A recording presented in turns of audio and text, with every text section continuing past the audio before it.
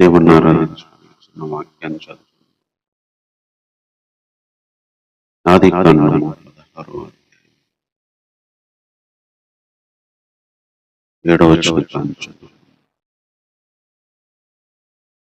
యెహోవా దూత అరణ్యములో నీటి బుగ్గ యొద్ద అనగా షూరు మార్గములో బుగ్గ యొద్ద ఆమెను కనుగొని, క్షారవైన దాసివైన హాగరు, ఎక్కడ నుండి వచ్చితివి, ఎక్కడికి వెళ్ళుచున్నావు అని అడిగినందుకు, అది నా యజమానురాలైన శారా యొద్ద నుండి పారిపోవచ్చున్నాను అని.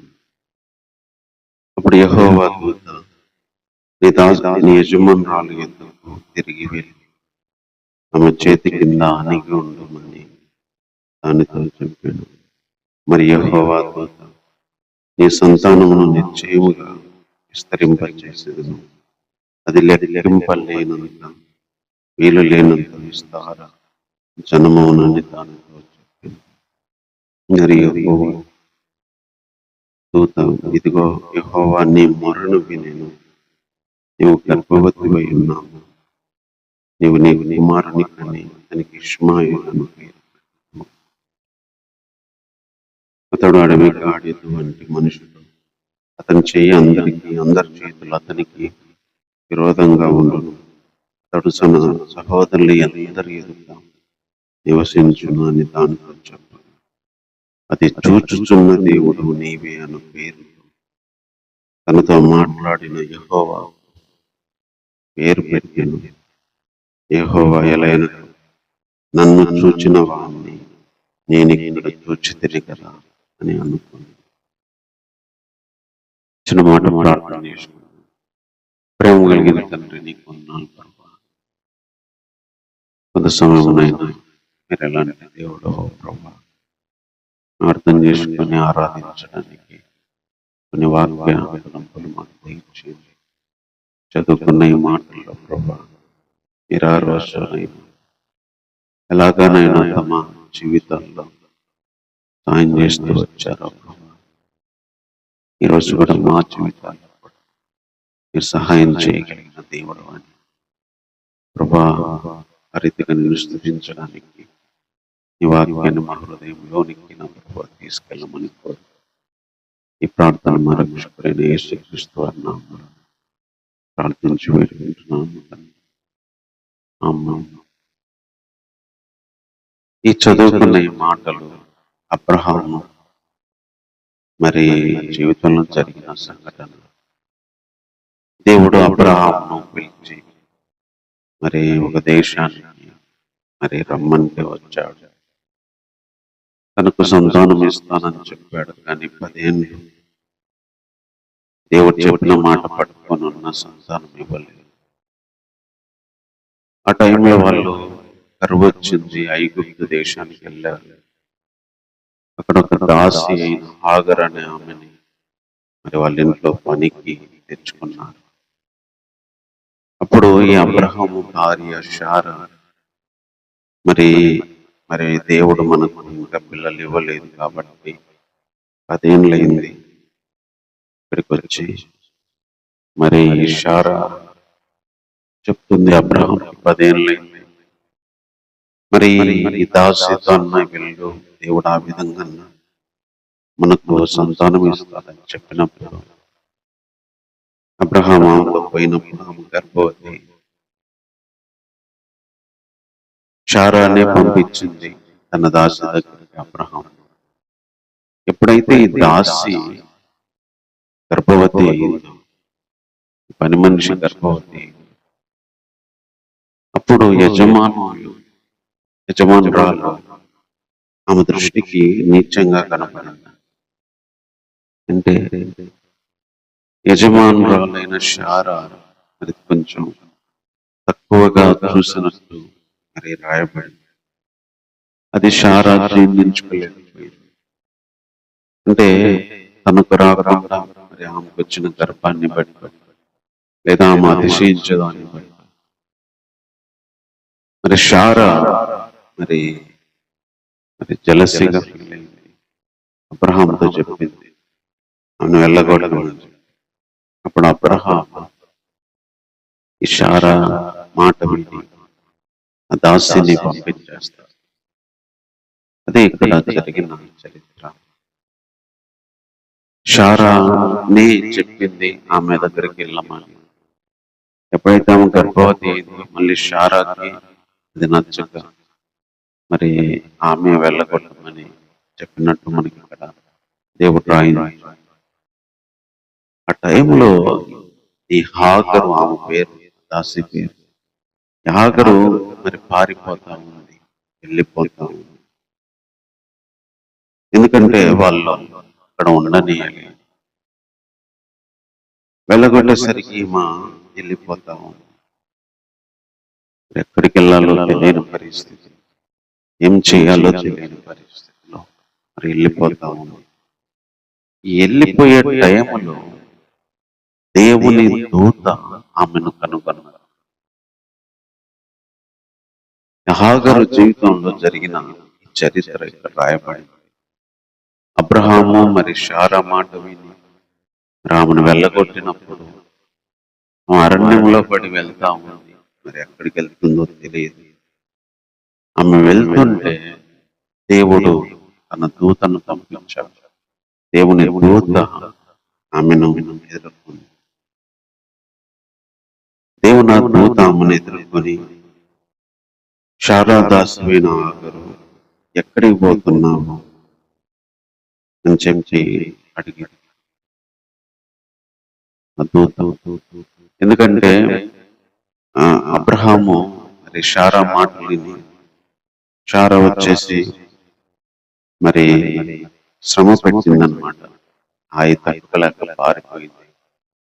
ఆ శారా పెట్టి బాధ తట్టుకోలేక పారిపోతా ఉంటే మరి ఆ బాధ పడలేక పారిపోయిన ఆమెకి దేవుని దూత కనిపించింది.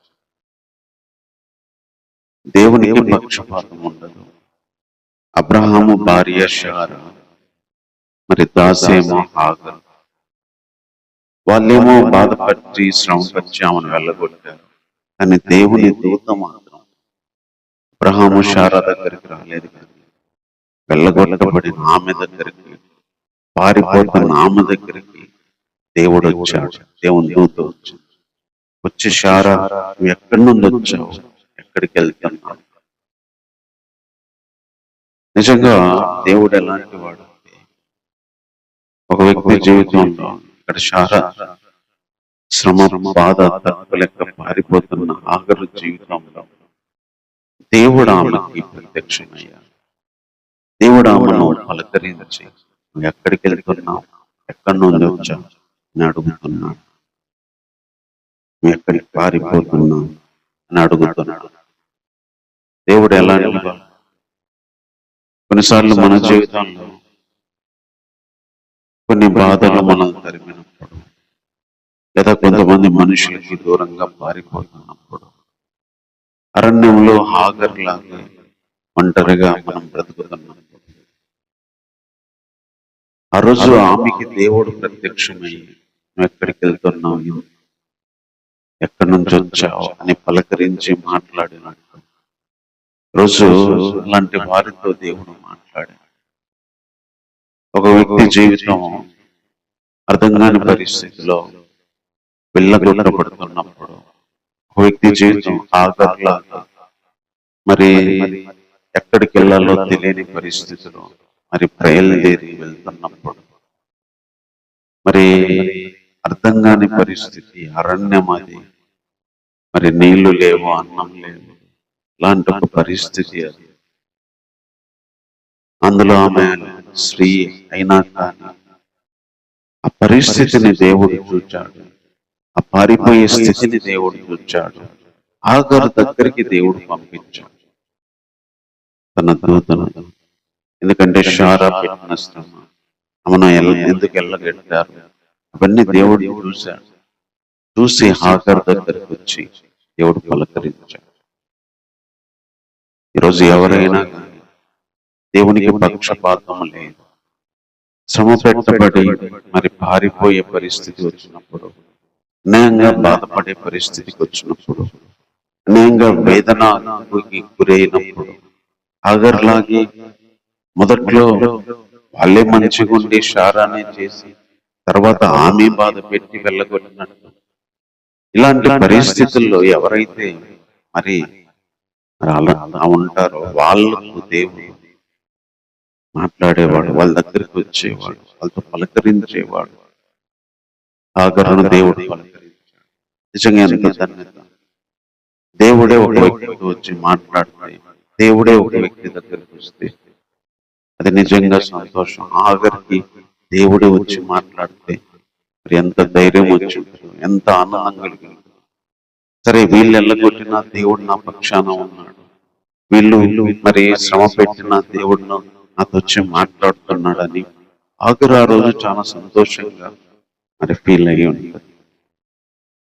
అలాగే మనుషుల విషయంలో కానీ తర్వాత కొన్ని పరిస్థితుల్లో కానీ ఇలాగే మరి శ్రమ పెట్టి బాధ పెట్టి పారిపోతున్న పరిస్థితులు ఉన్నప్పుడు దేవుడు మాట్లాడినప్పుడు కలిగే సంతోషమే, దేవుడు మన పక్షాన ఉన్నాడు అంటే కలిగే ధైర్యం వేరు. అందుకే దేవుడు పక్షాన ఉన్నా, ఒక్కరిగా ఉన్నా, అరణ్యంలో ఉన్నా, ఒంటరిగా ఉన్నా, మరి ఎంతో మంది భక్తులు కూడా దేవుడు ఒక్కడ ఉంటే చాలు, ఎవరు లేకపోయినా అన్నట్టు బ్రతికిన వాళ్ళు. ఎందుకంటే దేవుడు ఎన్నోసార్లు అలాంటి వాళ్ళ దగ్గరికి తన దూతలను పంపించి మాట్లాడించాడు, కాపాడుతూ వచ్చాడు. ఇక్కడ ఆగరు ఎటు వెళ్ళాలో తెలియని పరిస్థితిలో ఉన్న ఆమెకి దేవుడు దిగొచ్చి ఆమెను పలకరించాడు, ఆమెతో మాట్లాడినాడు.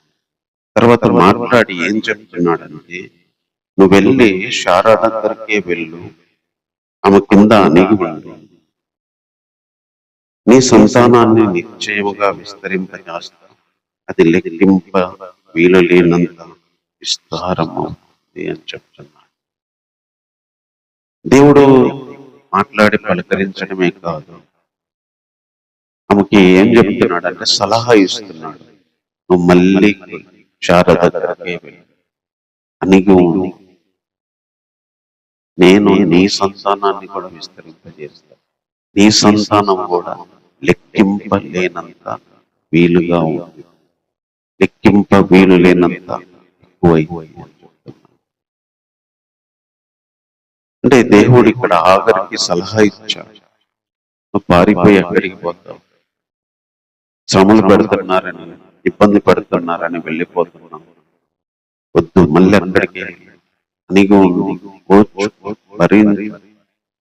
మళ్ళీ అక్కడికి వాళ్ళు పెట్టేది ఏదైనా సరే వాళ్ళ దగ్గరికి వెళ్ళి ఉండు, అణిగి ఉండు, నేను నీ సంతానాన్ని కూడా అభివృద్ధి చేస్తా, నీ సంతానం కూడా లెక్కించలేనంత మరి విస్తారంగా చేస్తానని దేవుడు ఇక్కడ వాగ్దానం చేస్తాడు. అంటే ఆగరికి కావలసిన సలహా ఇచ్చాడు. ఆగరు భవిష్యత్తులో ఆమెను ఆమె సంతానాన్ని ఎంత అభివృద్ధి చేస్తానో దేవుడు మాట కూడా ఇస్తాడు. మన జీవితాల్లో కూడా దేవుడు అలాంటి పరిస్థితుల్లో మాట్లాడేవాడే కాదు, పలకరించేవాడే కాదు, మనం ఏం చేయాలో చెప్తాడు. మనం వేరే చోటికి వెళ్ళాలనుకుంటాం, కానీ దేవుడు అక్కడే ఉండమంటాడు. కొన్నిసార్లు శ్రమను తట్టుకోలేక, ఇబ్బందిని తట్టుకోలేక పారిపోవాలనుకుంటాం, కానీ ఈ శ్రమను భరించమంటాడు, శ్రమలోనే ఉండమంటాడు, అక్కడే అణిగి ఉండమంటాడు, అక్కడే ఓర్చుకొని ఉండమంటాడు. ఆఖరు కూడా అదే చెప్పాడు, వేరే ఊరు వెళ్ళమని చెప్పాడు, అక్కడికే వెళ్ళు, అణిగి ఉండు, ఓర్చుకో అని చెప్తాడు. కొన్నిసార్లు దేవుడు మనకు కూడా అక్కడే ఉండి, అక్కడే అనగా ఇంకా బాధపడుతున్నా, ఇంకా మరి ఆ శ్రమ అనుభవిస్తున్నా, ఓర్చుకొని అణిగి అణిగి అణిగి కొన్ని సంవత్సరాలు మనం అణిగిన జీవితాన్ని అనుభవించాల్సి వచ్చింది. దేవుడు అణిగి ఉండమనే చెప్తాడు, శ్రమను తట్టుకోమనే చెప్తాడు, భరించమనే చెప్తాడు. కొన్నిసార్లు మనం విడిపించమని అడుగుతాం, దేవా విడిపించు, దూరం చేయి, మరి దూరంగా తీసుకెళ్ళమని మనం ప్రార్థన చేస్తాం. కొన్నిసార్లు ఈ శ్రమ బాధను తీసేయమంటాం, కొన్నిసార్లు బాధలో శ్రమలో మనం అణిగి ఉండడం నేర్చుకుంటాం. బాధలో శ్రమలో మనము అనుభవపడడానికి, బాధలో శ్రమలో మనము దీనమవడానికి నేర్చుకుంటాం. అందుకే దాంట్లోనే ఉండమంటాడు, అందుకే బాధలు కొన్ని తీసేయడు, శ్రమలు కొన్ని తీసేయడు, కొన్ని గేట్లు ఎత్తేయడు మన జీవితంలో, కొన్ని ఫ్రీ చెయ్యడు ఎప్పటికీ. ఆ టైం వచ్చేంత వరకు కూడా అక్కడే అణిగి ఉండే విధంగా దేవుడు అనుమతిస్తాడు. అనుపబడిన జీవితాన్ని అనుభవించడం అని చెప్తాడు. అంటే ఆయన సలహా ఇచ్చేవాడు, తర్వాత వాగ్దానాలు ఇస్తాడు. హాగరుకు కూడా వాగ్దానం ఇచ్చాడు. అబ్రహాంకే కాదు, హాగరు కూడా ఇచ్చాడు. హాగరు దాసి అయినా కూడా ఈ సంతానాన్ని నేను అభివృద్ధి చేస్తాను, ఈ సంతానాన్ని నేను లెక్కించలేనంత విస్తారంగా చేస్తా అంటున్నాను. మనకు తెలుసు అబ్రహాముకు సంతానం ఇస్తా అన్నాడు, అబ్రహాము సంతానాన్ని ఆశీర్వదిస్తాను అన్నాడు. కానీ ఇక్కడ దేవుడు హాగరు సంతానాన్ని కూడా ఆశీర్వదిస్తాను. అందుకనే మన ఆత్మీయ జీవితం కొన్నిసార్లు గొప్ప గొప్ప వాళ్ళలాగా ఉండకపోయినా, గొప్ప వాళ్ళకి వాగ్దానాలు చేసినంత ఆశీర్వాదం లేకపోయినా, దాసిలాగా మనం బ్రతుకుతున్నా, ఆగర్ లాంటి చిన్న జీవితం అయినా కూడా, ఆగర్ లాంటి పట్టించుకోకుండా మరి ఒక పని మనిషి లాంటి జీవితం అయినా, ఆ జీవితాన్ని కూడా ఆశీర్వదిస్తా అన్నాడు. ఆ జీవితంలో చేసేదాన్ని ఆశీర్వదిస్తా అన్నాడు. దాన్ని కూడా దేవుడు ఆశీర్వదిస్తానని చెప్పాడు. అందుకే కొన్నిసార్లు మన అబ్రహాం లాగా ఆశీర్వదించబడకపోయినా, మన జీవితం హాగర్ లాగా ఉన్నా కూడా దేవుడు ఆశీర్వదిస్తాడు. గొప్పలాగా మనం ఆశీర్వదించబడకపోయినా కనీసం దాసుల్లాగైనా హాగరుకు ఆశీర్వాదం ఇచ్చినట్టు మనకు కూడా ఆశీర్వాదాన్ని ఇచ్చేవాడు. ఇది దేవుడు హాగరుతో చెప్పిన మాట. మొదటి విషయం, దేవుడు పారిపోయి ఆమెతో మరి ప్రత్యక్షమై పలకరించాడు, మాట్లాడాడు. తర్వాత ఆమెకు కావాల్సిన సలహా ఇచ్చి మరి నిన్ను ఆశీర్వదిస్తానన్న ఒక వాగ్దానం, ఒక మాట, ఒక నమ్మకాన్ని ఇచ్చాడు. శ్రమ భరించడానికి కూడా మనకి ఎప్పుడు ఆధారం ఏంటంటే, నేను విడిపిస్తానన్న దేవుడు అని చెప్పినప్పుడు మనం ఓర్చుకుంటాం. నేను సహాయం చేస్తానని దేవుడు చెప్పినప్పుడు సహాయం చేసేంత వరకు మనం ఎదురు చూస్తాం. ఒక మాట దేవుడు ఇచ్చాడంటే మనం శ్రమను భరించడానికి అది మనకు ధైర్యం ఇస్తుంది, అది నమ్మకం ఇస్తుంది. ఇక్కడ ఆగరు కూడా అదే చెప్పాడు, నువ్వు వెళ్ళు అని కూడా నేను కూడా నిన్ను ఆశీర్వదిస్తాను. ఈరోజు మన దేవుడు, ఈరోజు మనం ఆరాధించడానికి వచ్చిన దేవుడు శ్రమల్లో మన అణిగి ఉన్నా కూడా తన వాగ్దానాన్ని ఇచ్చి, తన మాటనిచ్చి, ఆ వాగ్దానము ద్వారా మనం శ్రమలన్నీ కూడా భరించడానికి ఒక ధైర్యాన్ని, ఒక ఆశని, ఒక నమ్మకాన్ని పెట్టుకొని బ్రతకడానికి తన వాగ్దానాన్ని ఇచ్చేవాడు, తన మాట ఇచ్చేవాడు. ఆ మాటే మనల్ని బ్రతికిస్తుంది. వాటన్నిటిని తట్టుకోవడానికి, నిలబడటానికి, సహించడానికి మరి ఆ రోజు ఆఖరికి తిరిగి ధైర్యం ఇచ్చినట్లుగా మనకు కూడా ఆ మాటే ధైర్యం ఇవ్వగలదు. తర్వాత ఈమె దూత చెప్తుంది, యెహోవా నీ మొర వినెను, నువ్వు గర్భవతి అయి ఉన్నావు, నువ్వు కుమారుని కంటావు, అతనికి ఇష్మాయేల్ అనే పేరు పెడతావు, అతను అడవి గాడిద వంటి లాంటి వాడు అవుతాడు, అతని చెయ్యి అందరికీ విరోధంగా ఉండింది అని చెప్పి ఆమెకు చెప్పినప్పుడు, నన్ను చూచుచున్న దేవుడవు నీవే అనే పేరుతో మాట్లాడిన యెహోవాకు పేరు పెట్టాను. ఏలైనగా నన్ను చూచిన వారిని నేను ఇక్కడ చూచి కదా అనుకునేను. అందుచేత నీటి బుట్టకు బెయర్ రోయి అను పేరు పెట్టాను. ఇక్కడ ఆ బుక్క ఏ నీటి బుక్కల దగ్గర అయితే ఏమో నిలబడి ఉందో అక్కడ ఈమె ఒక మాట చెప్తుంది, నన్ను చూచిన వారిని నేను చూచాను. దేవుడు నన్ను చూడటమే కాదు, నన్ను చూచి నాతో మాట్లాడిన వారిని నేను చూచాను. అందుకే ఆ నీటి బుక్కకి బెయర్ లహైరోయి అంటే నన్ను చూచుచున్న సజీవుని బావి అని పేరు. అంటే ఇక రెండు మాటలు చెప్తుంది, నన్ను చూచుచున్న దేవుడు నీవే, నన్ను చూచుచున్న దేవుడు నువ్వే, నన్ను చూసిన దేవుణ్ణి నేను చూచాను. నిజంగా దేవుడు ఎలాంటి వాడంటే, దేవుడు మనల్ని చూడటమే కాదు, దేవుణ్ణి మనము చూసే విధంగా చేయగలరు. ఆగర్ ఇక్కడ చెప్తుంది, నన్ను చూచాడు దేవుడు, నన్ను చూచిన దేవుణ్ణి నేను చూచాను. అందుకే ఆ పేరు పెట్టింది. అందుకే ఆ యొక్క ఆ స్థలానికి నన్ను చూచుచున్న వాని బావి అని పేరు పెట్టింది. కొన్నిసార్లు దేవుడు మనల్ని చూడటమే కాదు, మనము దేవుణ్ణి చూసే అవకాశాలు. దేవుణ్ణి చూస్తే ధైర్యం వస్తుంది, దేవుణ్ణి చూస్తే నమ్మకం వస్తుంది. దేవుడు చూడటం అనే అవకాశం దొరికితే అంతకంటే ధన్యత లేదు. భక్తులు ఎంతో మంది దేవుని ప్రత్యక్షతలు పొందేవారు, దేవుని స్వరాన్ని విన్నారు, దేవుని మరి చూడగలిగారు, దేవుని మహిమను చూడగలిగారు. దేవుని దూత వాళ్ళ దగ్గరికి వచ్చి మాట్లాడేది పాత నిబంధన. నిజంగా ఒక వ్యక్తికి దేవుడు కనపడటం అనేది నిజంగా ధన్యత. ఎంతో మంది భక్తులకు దేవుడు కనిపించాడు.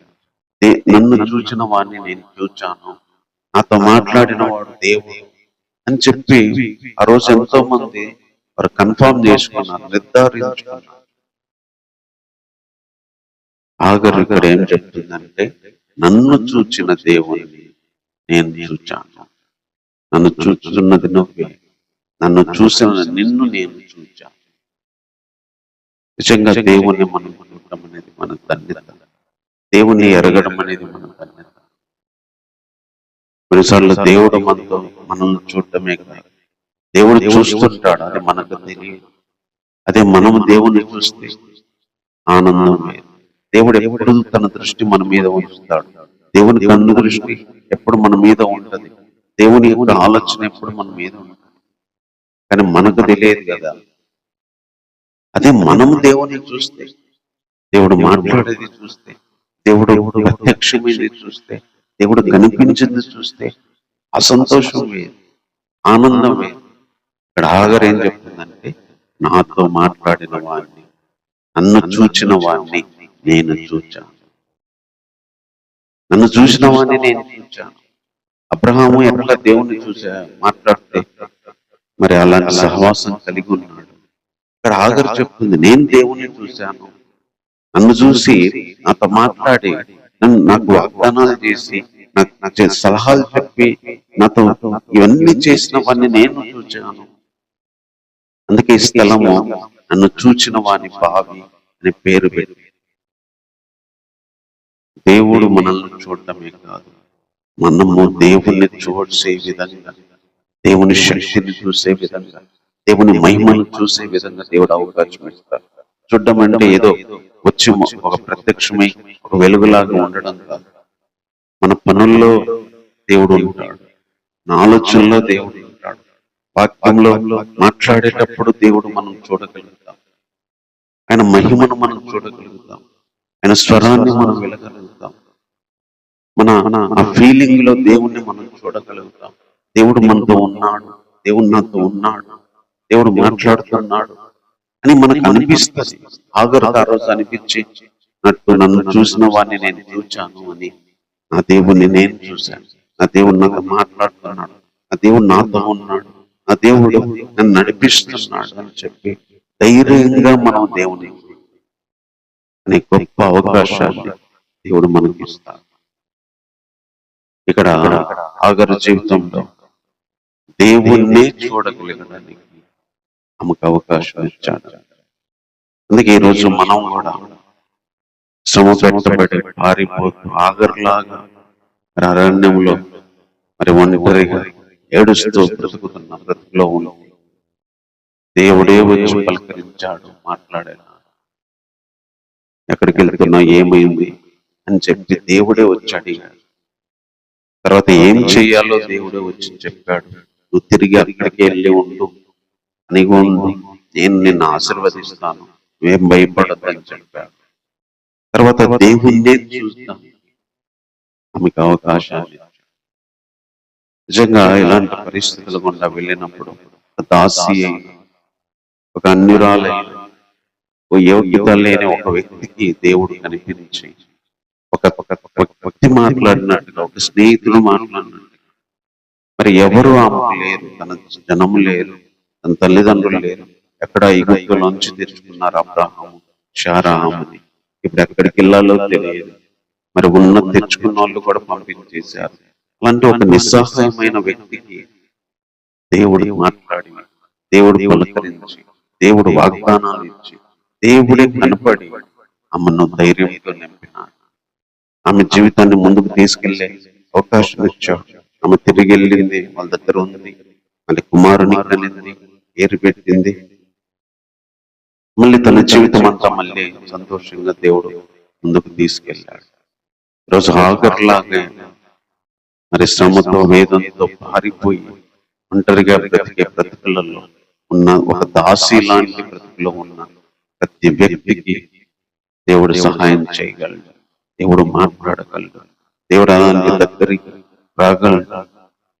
అబ్రహాం లాంటి భక్తులకే కాదు, పనోడైన పనివిరాలు దాసి అయిన ఆగర్తో కూడా మాట్లాడగలడు అని దేవుడు ఇక్కడ బయలుపరుస్తున్నాడు. దేవుడు చూపించాడు. ఇక్కడ శ్రమలో ఎవరున్నా, శ్రమతో బాధపడి పారిపోతున్నా, మరి ఒంటరిగా ఇబ్బంది పడుతున్నా, వాళ్ళు ఎవరైనా సరే లారాతో చూడకుండా, వాళ్ళ హోదా చూడకుండా, వాళ్ళు ఏ స్థితిలో ఉన్నా పక్షపాతం లేకుండా వచ్చేవాడు, పక్షపాతం లేకుండా పలకరించి మరి వాగ్దానాలు ఇచ్చి వాళ్ళని కనపడి వాళ్ళకు ధైర్యం ఇచ్చేవాడు. ఈరోజు మనకు కూడా అలాంటి దేవుడు ఉన్నాడు. కాబట్టి మాటలు బట్టి 10 నిమిషాలు దేవుణ్ణి ఆరాధన చేద్దాం. ఆ రోజు ఆగరును చూచిన దేవుడే రోజు మనల్ని చూచేవాడు. ఆ రోజు ఆగరును పలకరించిన దేవుడే రోజు మనల్ని పలకరించి ఎక్కడికి వెళ్తున్నావు, ఏమైంది అని అడిగేవాడు. ఆ రోజు ఆగరుకు సలహా ఇచ్చి తిరిగి వెళ్ళి అక్కడే అనిగి ఉండు, నేను నిన్ను ఆశీర్వదిస్తానులే అని చెప్పినట్టుగా మనం ఏం చేయాలో, మరి ఎక్కడ ఉండాలో, మరి ఎలాంటి పరిస్థితిలో మనం బ్రతకాలో, మళ్ళీ అదే బాధలో ఉన్నారు ఈయన కూడా చెప్పేవాడు, సలహాలు ఇచ్చేవాడు. కొన్నిసార్లు కష్టమైన దేవుడు చెప్పింది అలాగే జీవించడానికి దేవుడు మళ్ళీ వెనక్కి వెళ్ళమంటాడు. మనం పారిపోవాలనుకుంటాం, తప్పించుకోవాలనుకుంటాం, కానీ దేవుడు భరించాలనుకుంటాడు, అనిగి ఉండమంటాడు, అక్కడే నేర్చుకోమని చెప్తాడు. దేవుని వాగ్దానం ఇచ్చి మనం బలపరుస్తాడు. రోజు అలాంటి ఆగరుకు సహాయపడిన దేవుడే క్లిష్ట పరిస్థితుల్లో, ఏం చేయాలో అర్థం కాని పరిస్థితుల్లో, ఎటు వెళ్ళాలో తెలియక ఒక బావి దగ్గర కూర్చున్న ఆ స్త్రీకి మరి సహాయపడిన ఆ దేవుడు ప్రజలాంటి జీవితంతో ఉన్న మనకి సహాయం చేయగలిగిన వాడు, మాట్లాడగలిగిన వాడు, సలహాలు ఇవ్వగలిగిన వాడు, ఆయన చూసే భాగ్యాన్ని మనకి ఇవ్వగలిగిన వాడు. కాబట్టి మాటలను బట్టి 10 నిమిషాలు ఆరాధన చేద్దాం. పట్ల ముందున్న మా తండ్రి నీకు వందనాలు నాయనా.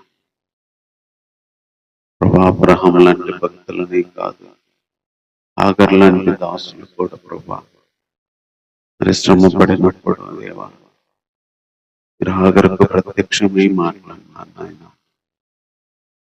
ఈరోజు మేము ఈ భూమి మీద గొప్ప భారం కాకపోయినా, అల్పులమైన ప్రభా, లోకముల దృష్టిలో ఏ అర్హత యోగ్యత లేకపోయినా, ఎవరు పట్టించుకోకపోయినా ప్రభా, ఎవరు అయినా మరి మమ్మల్ని చూసి గౌరవించుకోకపోయినా దేవా,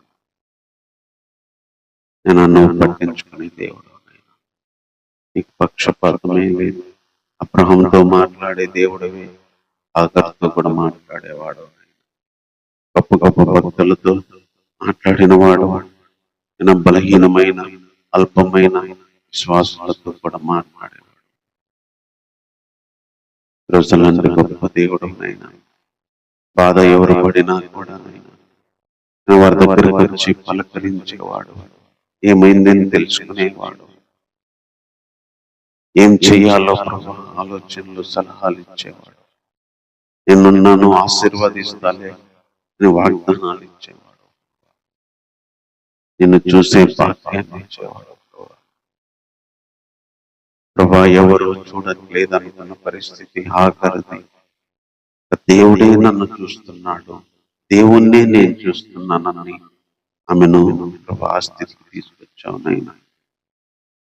ఈ లోకంలో ఎవరు చూడకపోయినా దేవా, మీరు మమ్మల్ని చూస్తున్నారు, మిమ్మల్ని చూస్తున్నాం, చూడగలిగామంటే అది నిజంగా ధన్యత ప్రభా. అంతకంటే సంతోషం ఏముంది ప్రభా?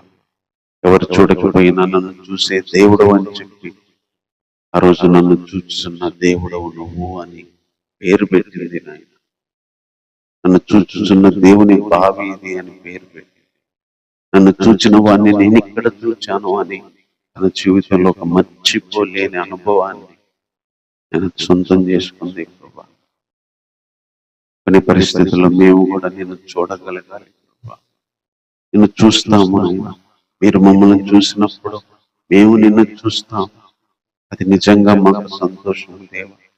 మీరు మమ్మల్ని చూసి మేము మిమ్మల్ని చూసినప్పుడు కలిగే ఆనందం వేరు ప్రభా.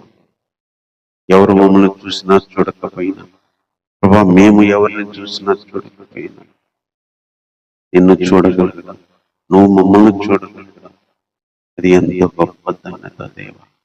అగర్లాంటి పరిస్థితిలో ఉన్న ఎంతో మందికి నా మా జీవితాల్లో కూడా దేవ మీరు సహాయం చేయగలిగిన వాడు, వారి దగ్గరికి రాగలిగిన వాడు. వాళ్ళ కోసం మీరు పైనుంచి దిగి వచ్చే దేవుడు ప్రభా. మీరు ఎంతగా తగ్గించుకుంటారో అలాంటి వాళ్ళ కోసం ఎంతగానో ప్రభా నేను కిందికి వస్తాను. నేను నిన్ను స్తుతిస్తున్నాను, నా అందరిని బట్టి నేను స్తుతిస్తున్నాను దేవా. ఈరోజు మాకు అలాంటి గొప్ప దేవుడు ఉన్నారు ప్రభా. ఆఖరి జీవితంలో సహాయపడిన ఆ దేవుడు ఈరోజు మాకు కూడా సహాయపడే దేవుడు. మేము నమ్మిన దేవుడు ఆ దేవుడైనందుకు మేము నిజంగా సంతోషంతో నేను స్తుతిస్తున్నాం దేవా. ఏమి చెల్లించిన రుణాన్ని తీర్చుకోలేము, కానీ ఈ నా దీన స్తుతి ఆరాధన మా రక్షకుడైన యేసుక్రీస్తు వారి నామములో సమర్పిస్తున్నాము తండ్రి. ఆమేన్.